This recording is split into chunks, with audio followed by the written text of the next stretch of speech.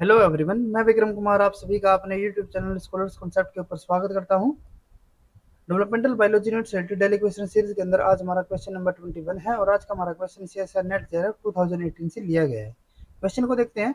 Given below are some of the statement regarding regeneration. यहाँ पे मैं रीजनरेशन की रिगार्डिंग कुछ स्टेटमेंट्स दी हुई है, ठीक है। Choose the most appropriate combination of correct statement, और उसमें से हमें करेक्ट स्टेटमेंट का जो कॉम्बिनेशन रहेगा वो हमें यहाँ पे सिलेक्ट करना है, ठीक है।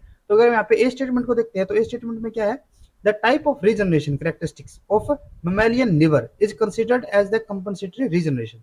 तो ये स्टेटमेंट हमारे यहाँ पे बिल्कुल करेक्ट होगी। जैसे कि हमने लेक्चर के अंदर आपको बताया था कि जो हमारी कंपनसेटरी रीजनरेशन होती थी उसके अंदर हमारा जो एग्जाम्पल होता था वो हमारा कौन सा होता था, मेमेलियन लिवर का, ठीक है।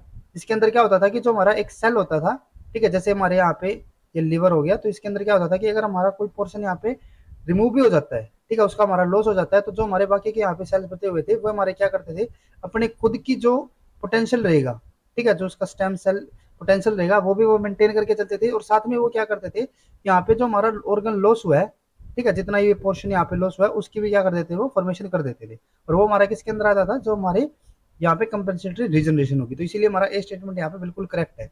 नेक्स्ट उसके बाद बी स्टेटमेंट है, regrowth of hair shaft from follicular cells exemplify stem cell mediated regeneration. तो ये भी स्टेटमेंट हमारे यहाँ पे बिल्कुल करेक्ट होगी, क्योंकि जो हमारे हेयर लॉस से जो हमारे यहाँ पे क्या होता था कि हमारी रीजनरेशन होती थी, ठीक है, अगर हम हेयर को कट कर रहे हैं तो वहां पे जो हमारी रीजनरेशन होती थी वो हमारी कैसे होती थी, रीग्रोथ होती थी किसकी, जो हमारे यहाँ पे हेयर शाफ्ट होते थे, ठीक है। और वो भी हमारे कैसे होते थे, वहां पे हमारे स्टेम सेल्स यूज होते थे, ठीक है।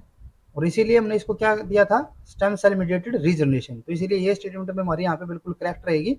नेक्स्ट उसके बाद है C statement, regeneration occurring through the repatterning of the existing tissue with little new growth is known as morphallaxis. तो ये स्टेटमेंट में हमारी बिल्कुल करेक्ट होगी, क्योंकि जब हमने मोर्फोलैक्सिस के बारे में पढ़ा था तब मैंने आपको बताया था कि जो हमारे रिपैटर्निंग वर्ड होगा या फिर जो रीमॉडलिंग वर्ड होता है वो हमारा किसके लिए होगा, जो हमारे यहाँ पे मोर्फोलैक्सिस होगी, ठीक है। तो सिंपली आप इस वर्ड से भी डिटेक्ट कर सकते थे कि अगर हमारा रिपैटर्निंग ऑफ एग्जिस्टिंग टिश्यू, यानी कि हमारे जो हमारे टिश्यू यहाँ पे बचे हुए हैं, अगर उनकी हमारे रिपैटर्निंग या फिर रिमॉडलिंग हो रही है तो वो हमारा किसका एग्जाम्पल होगा, मोर्फोलैक्सिस का, ठीक है। तो इसीलिए इसी स्टेटमेंट में हमारे यहाँ पे बिल्कुल करेक्ट है। नेक्स्ट उसके बाद डी स्टेटमेंट है, adult structure undergoing dedifferentiation forming a blastema that then redifferentiate to form the lost structure is called epimorphosis. तो ये स्टेटमेंट में हमारे बिल्कुल करेक्ट होगी, क्योंकि जब हमने एपिमॉर्फोसिस के बारे में पढ़ा था तब हमने आपको बताया था कि जो हमारे डी डिफरेंशिएशन या फिर रीडिफरेंशिएशन ये चीजें जब हमारी आ रही हो तो उस टाइम पे हमारा एपिमॉर्फोसिस होगा। तो इसीलिए हमारी डी स्टेटमेंट भी हमारे यहाँ पे बिल्कुल करेक्ट है। तो इसीलिए हमारी ए, बी और सी और डी चारों की चारों स्टेटमेंट हमारी बिल्कुल करेक्ट रहेगी। तो इसीलिए हमारा जो फोर्थ ऑप्शन होगा वो हमारा बिल्कुल करेक्ट है। अब आप यहाँ पे एक चीज को और नोटिस कर सकते हो कि जैसे कि मैंने आपको बताया था कि हमारे जो मोर्फोलैक्सिस होते हैं वहां पे हमारे रीपैटर्निंग और रीमॉडलिंग वर्ड वगैरह आएंगे, या फिर जो हमारे यहाँ पे कंपनसेटरी के जो एग्जाम्पल्स है, ठीक है, या फिर स्टेम सेल मेडिएटेड के जो हमारे एग्जाम्पल है।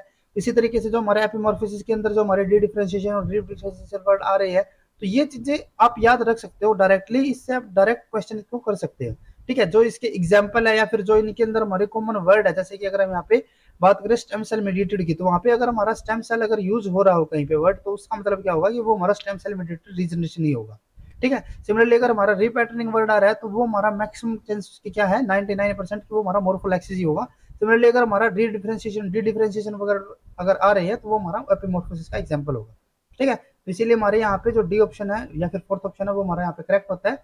अगर आपको ये वीडियो हमारी यूजफुल लगी तो please like and share this video, और डेवलपमेंटल बायोलॉजी से रिलेटेड इसी तरीके के क्वेश्चंस करने के लिए please subscribe to our YouTube channel scholars concepts. Thank you.